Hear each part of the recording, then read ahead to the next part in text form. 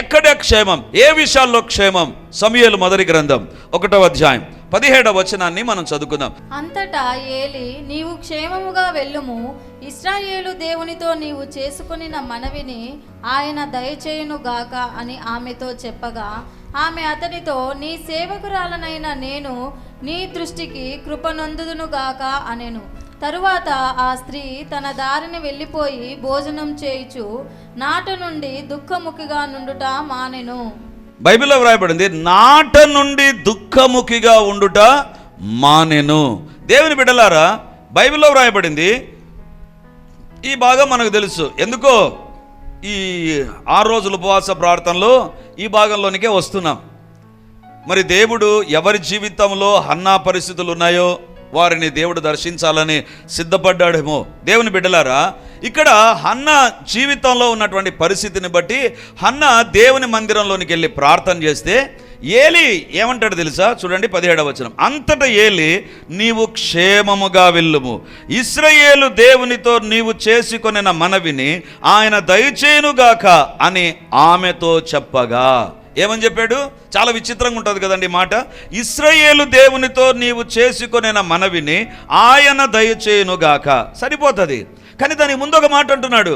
నువ్వు ప్రార్థన చేసుకున్నావు కదా హన్నా, దేవుని సన్నిధిలో ప్రార్థన చేసుకున్నావు కదా, కాబట్టి దేవుడు నీ మనవి ఆలకించి నీకు తన యొక్క ఆశీర్వాదాలను దయచేస్తాడు, చేసుకొనిన మనవి నీకు దేవుడు దయచేస్తాడు అని అక్కడితో చెప్పలేదండి. దాని ముందు అంటున్నాడు, అంతటా ఏలి, నీవు క్షేమముగా వెళ్ళుము, క్షేమముగా వెళ్ళుము. ఎందుకు దుఃఖపడింది, ఏడ్చింది, దేవుని సన్నిధిలో హృదయాన్ని కుమ్మరించింది, ఆత్మను కుమ్మరించింది. దేవుని సన్నిధిలో మామూలు గడపలేదామె, తన దుఃఖమంతటిని దేవుని దగ్గర కుమ్మరించగా దేవుని యొక్క వాక్యంలో వ్రాయబడింది. ఇప్పుడు ఏలి అంటున్నాడు, నువ్వు క్షేమంగా వెళ్ళు. యాక్చువల్గా అక్కడ ఏముండాలండి? నీ ప్రార్థన దేవుడు జవాబు ఇస్తాడు, నీ కుమారుని కలుగుతాడు, నువ్వు నీ ప్రార్థన జవాబు వస్తుంది, అది చెప్పాలి. క్షేమం ఏంటండి? క్షేమం ఏంటి? ఒక ఆపదలో ఉంటే క్షేమం అని చెప్పాలి. ఆపదలో ఉంటే క్షేమం.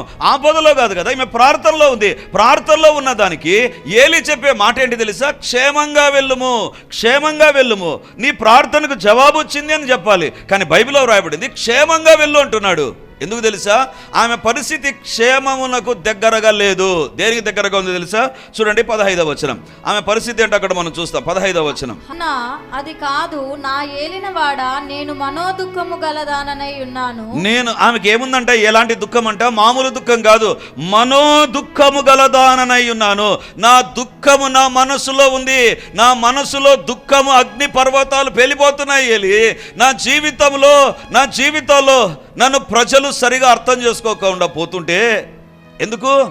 తనతో ఉన్నటువంటి ఇంకొక స్త్రీ అంటుంది, ఎందుకు ఇంత శోకపడతావు, ఎందుకు ఇంత సిద్ధపడతావు, ఏం సాధించడానికి పిల్లలేదు జల్లలేదు, నీ జీవితంలో ఏం సాధిస్తావు అని సూటిపోటు మాటలు అంటుండగా మనోదుఃఖం హృదయంలో, ఏంది ప్రభువా, నేనేం చేశాను, నాకెందుకు సంతాన దీవెన రాలేదు? బైబిల్లో వ్రాయబడింది, దేవుడు హన్నా గర్భాన్ని మూసాడు. ఇట్స్ నాట్ మై ఫాల్ట్, అది నా తప్పు కాదు.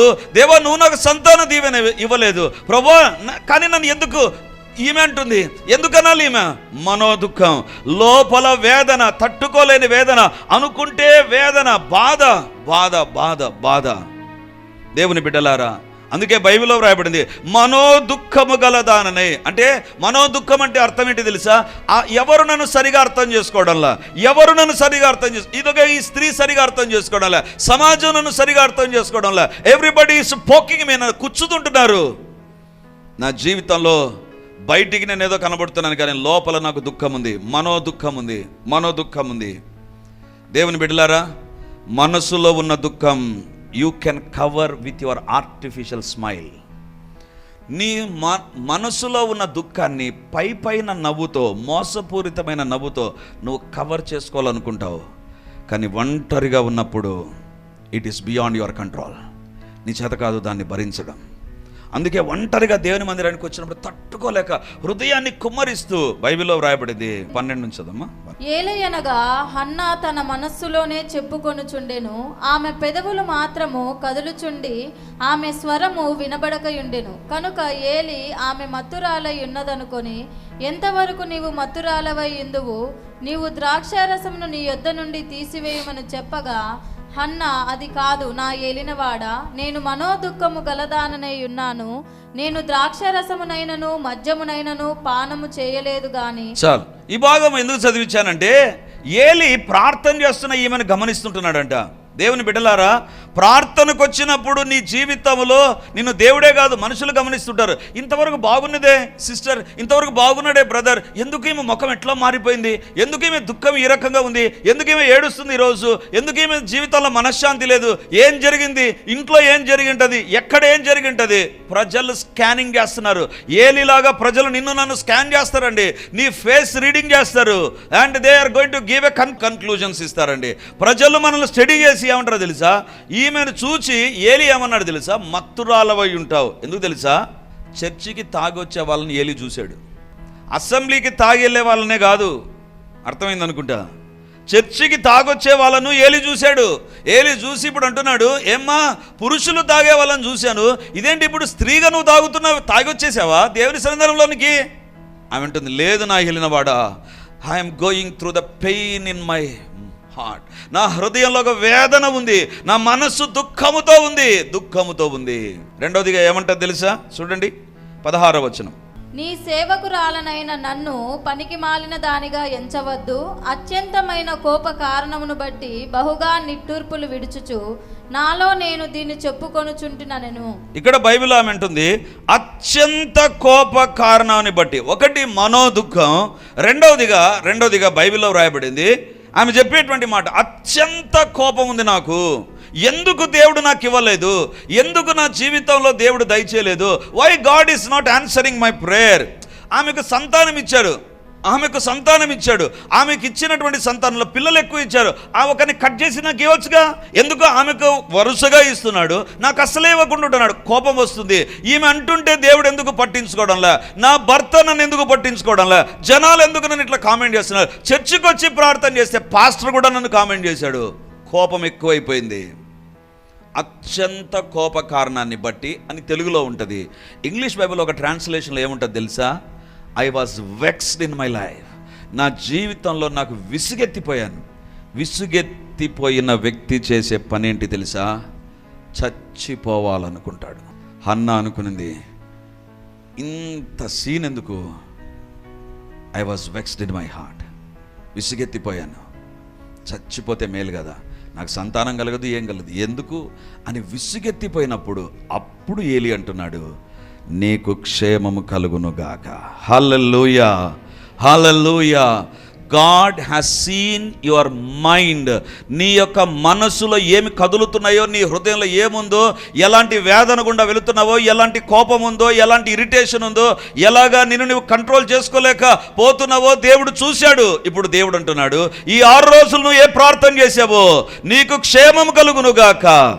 దేవుడు చెప్పే మాట ఏంటి, ఇశ్రాయేలు దేవునితో నీవు చేసుకొనిన మనవిని ఆయన దయచేయునుగాక. ఆమేన్. నీ జీవితంలో నీ క్షేమాన్ని దొంగిలించినటువంటిది ఉంది.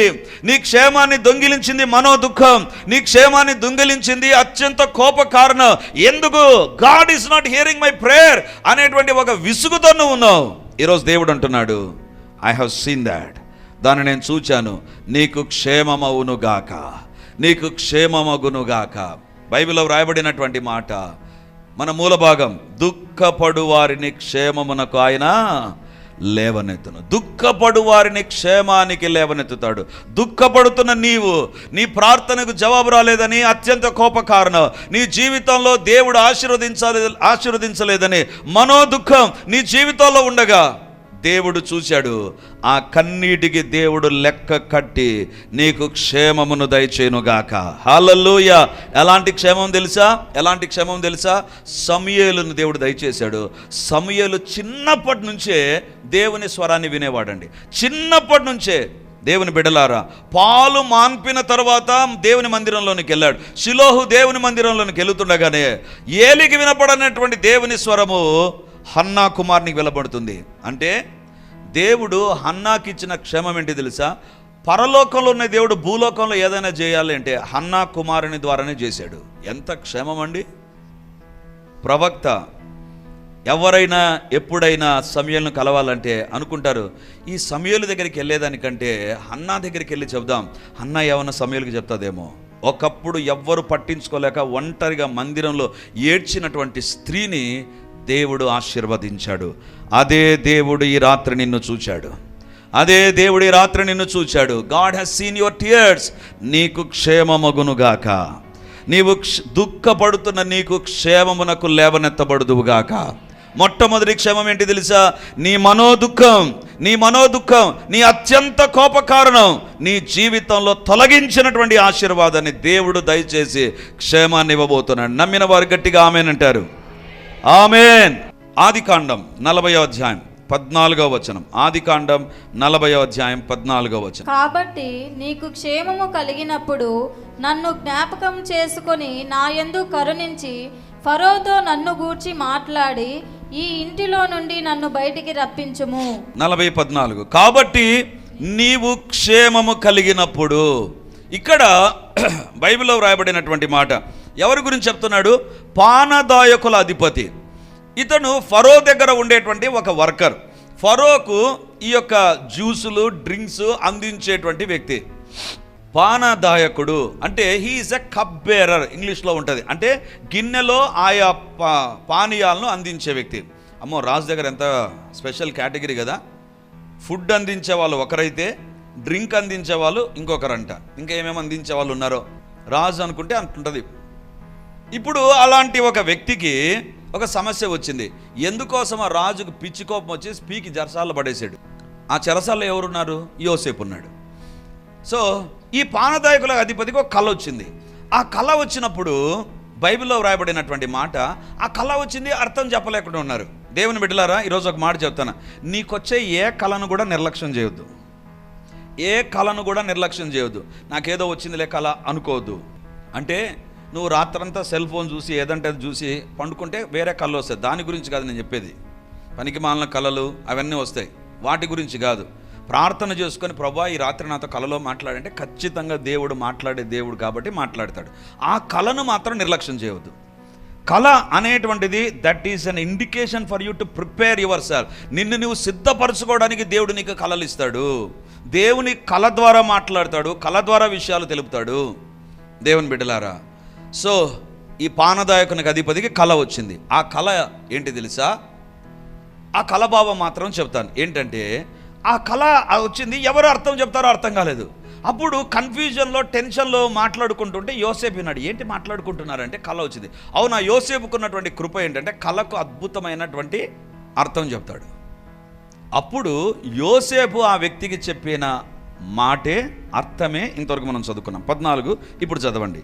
కాబట్టి నీకు క్షేమము కలిగినప్పుడు నన్ను జ్ఞాపకం చేసుకొని నా యందు కరుణించి ఫరోతో నన్ను గూర్చి మాట్లాడి ఈ ఇంటిలో నుండి నన్ను బయటికి రప్పించుము. ఏమంటున్నాడు? నీకు క్షేమం కలిగినప్పుడు. ఏంటి క్షేమము? క్షేమం అంటే ఏంటి?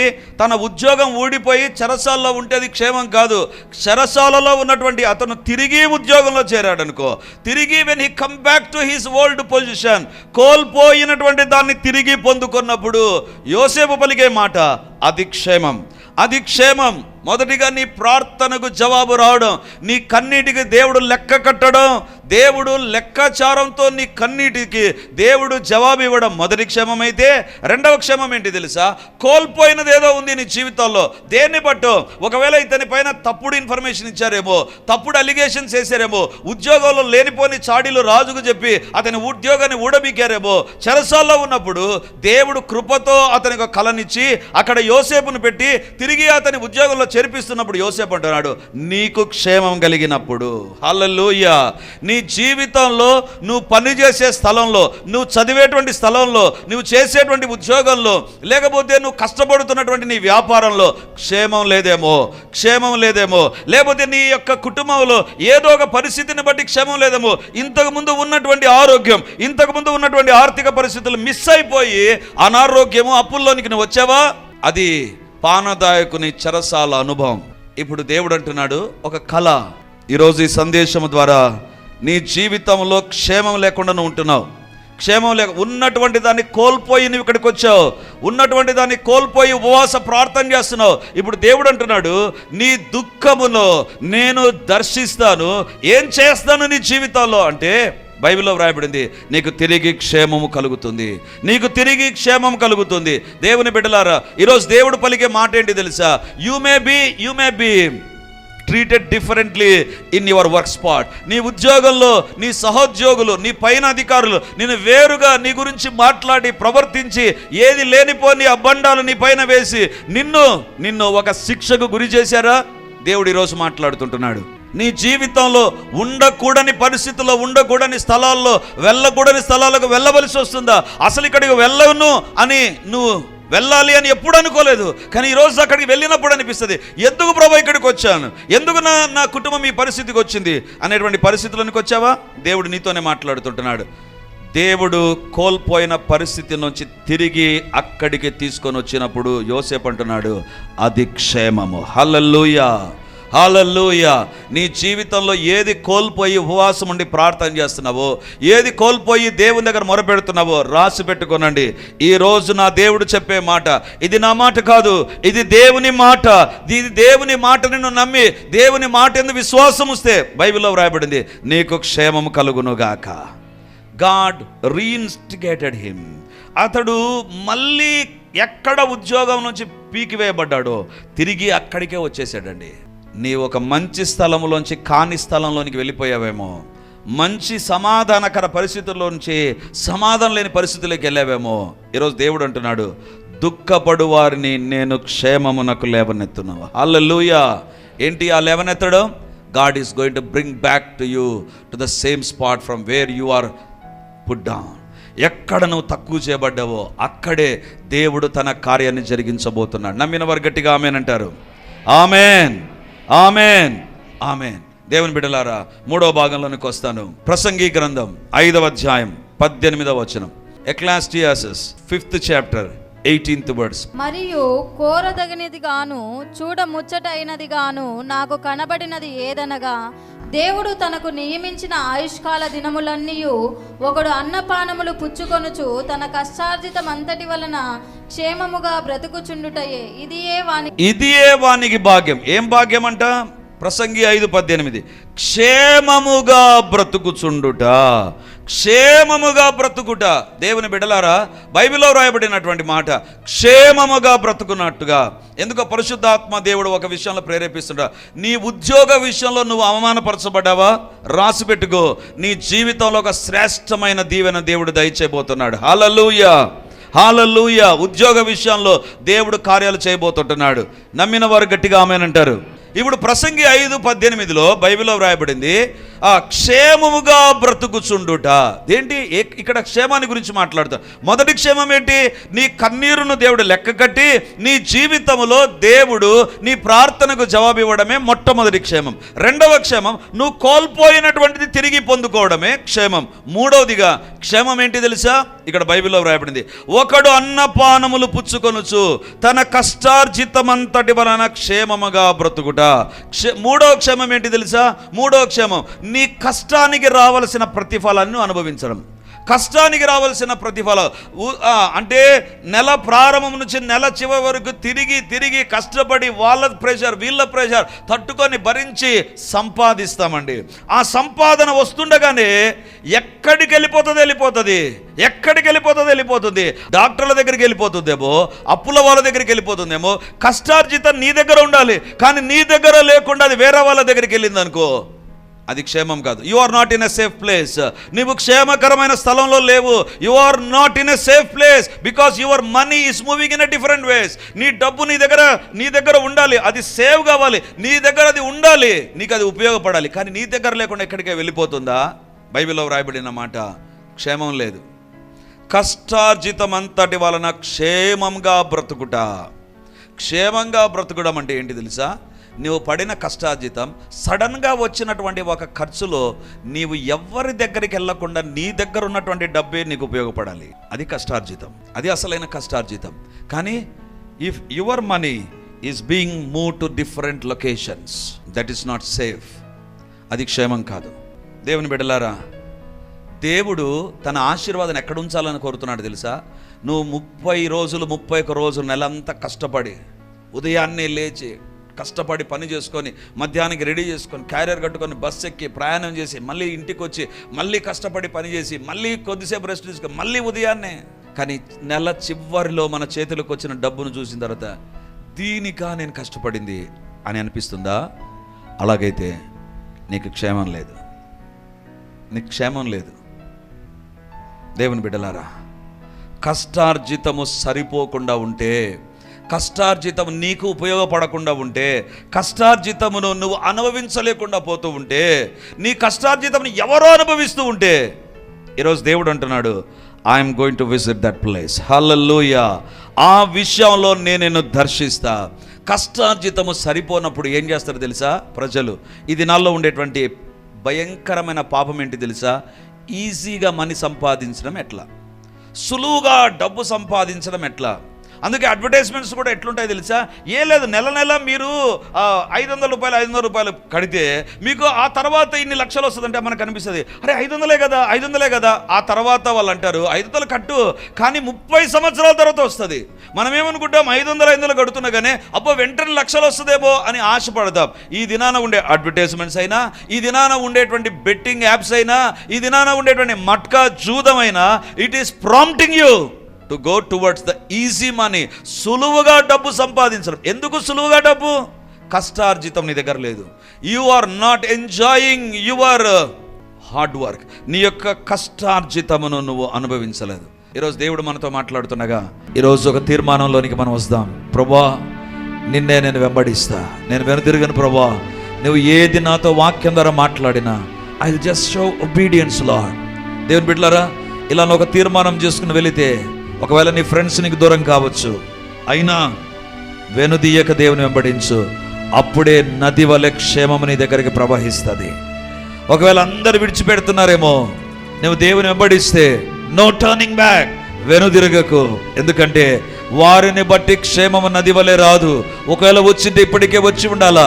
క్షేమం లేదు అంటే వారిని బట్టి, వారి ద్వారా క్షేమం ఉండదు. యేసయ్యను బట్టే క్షేమాధారం ప్రభువే, క్షేమాధారం ప్రభువే. ప్రార్థన చేసుకుందాం. హల్లెలూయా, హల్లెలూయా, హల్లెలూయా, హల్లెలూయా. 2 ప్రార్థనలు చేస్తాను. ఒకటి, దేవునికి లోబడతాం, దేవుని వాక్యాన్ని చదువుతూ, వాక్యాన్ని వింటూ, వాక్య మార్గాల్లో నడుస్తాననే తీర్మానం.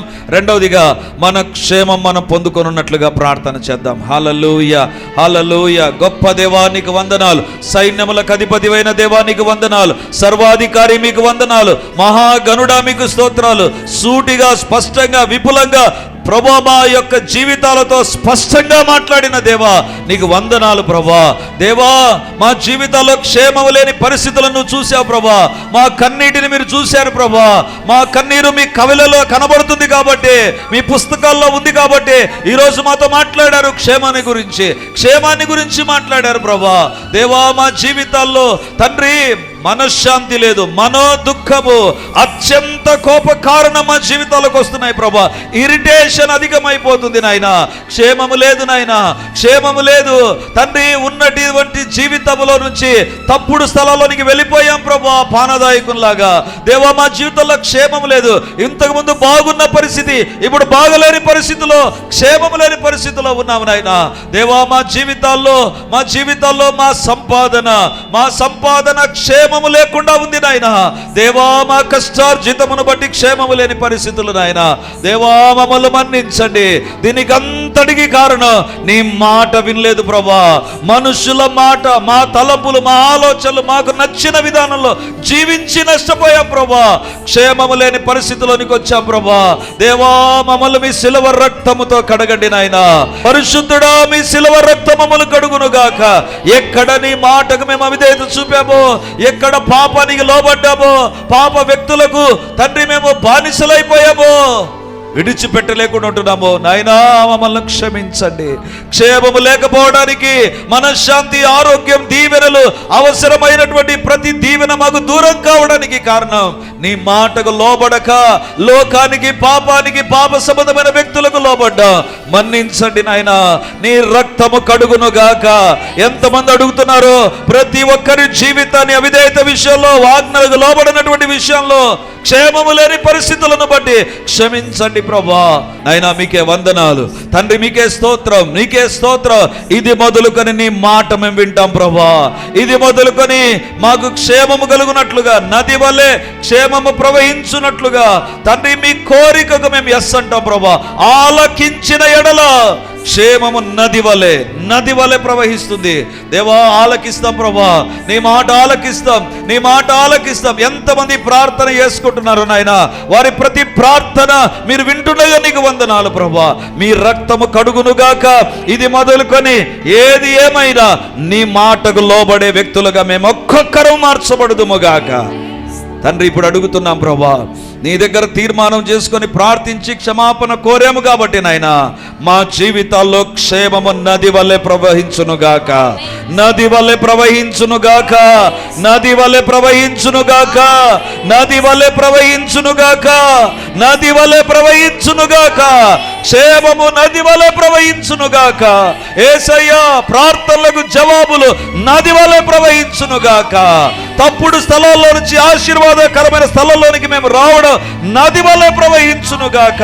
ఆరోగ్యములో క్షేమము, ఆత్మీయ జీవితంలో క్షేమము, కుటుంబములో క్షేమము, ఉద్యోగంలో క్షేమము, వ్యాపారాల్లో క్షేమము తండ్రి, ఆత్మీయ పరిచర్యలో క్షేమం. ఎక్కడ ఉన్నా మేము క్షేమ కేంద్రాలుగా మార్చబడుదుముగాక, మార్చబడుదుముగాక. మమ్మల్ని బట్టి క్షేమముండునుగాక. మేము క్షేమాన్ని అందించే వ్యక్తులుగా మార్చబడుదుముగాక. Let me be the care of address for every safety and blessings O God. దేవా మీరే మమ్మల్ని దర్శించండి. అంధకార శక్తులను బంధించండి నాయన. అపవాది క్రియలను లయపరచుమని ప్రార్థన చేస్తూ మమ్మల్ని మేము తగ్గించుకుంటూ, మమ్మల్ని, మా కుటుంబాలను, మాకు కలిగిన సమస్తాన్ని మీ చేతిలో పెడుతున్నాం. క్షేమముగా మార్చండి ప్రభా, క్షేమముగా మార్చండి ప్రభా. యవనస్తుల భవిష్యత్తు క్షేమముగా ఉండునుగాక.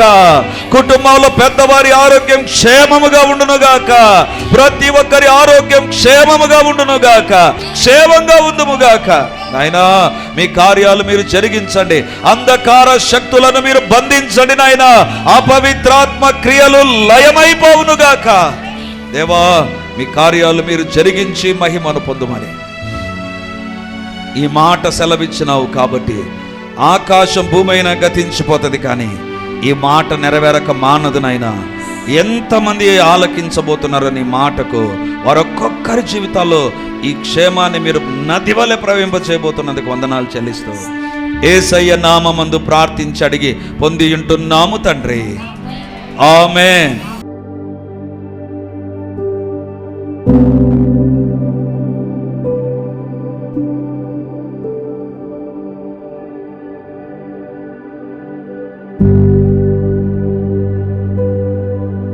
Praise the Lord. యేసుక్రీస్తు పరిశుద్ధ నామందు మీ ఒక్కొక్కరికి మా వందనాలు తెలియజేస్తుంటున్నాను.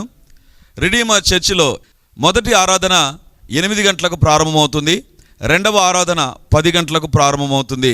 మూడవ ఆరాధన సాయంత్రం 7 గంటలకు ఉంటుంది. దేవుని బిడ్డలారా, ఎవరైనా ఉదయం ఆయా పనులు కలిగి రెండవ ఆరాధనలకు రాలేకపోతున్నారని భావించి ఈ యొక్క మొదటి ఆరాధన ప్రారంభిస్తున్నాం. సో ఈ యొక్క అవకాశాన్ని సద్వినియోగం చేసుకొని దేవుని యొక్క సన్నిధికి వచ్చి దైవ దీవెనలు మీరు పొందాలని కోరుతున్నాం. మొదటి 2 ఆరాధనలు మాత్రమే ప్రభు బల్ల ఉంటుంది కాబట్టి సిద్ధపడి దేవుని సన్నిధికి రమ్మని మిమ్మల్ని కోరుతూ ఉన్నాను.